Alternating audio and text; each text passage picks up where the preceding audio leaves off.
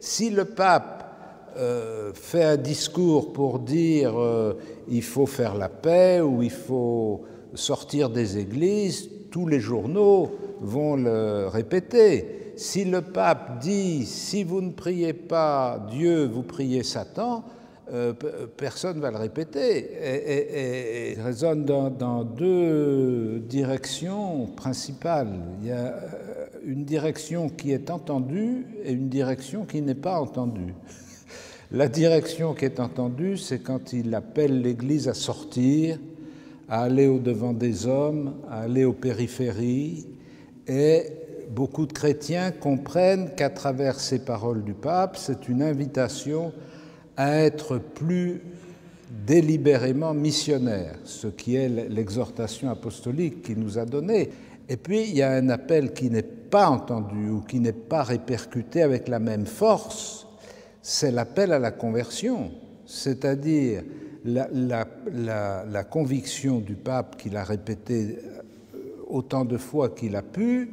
que le facteur de renouvellement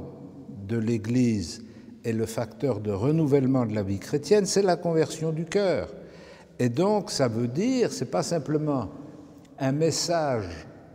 stratégique que le pape adresse aux églises en disant « il faut vous mettre au travail », mais c'est un message spirituel qu'il adresse aux chrétiens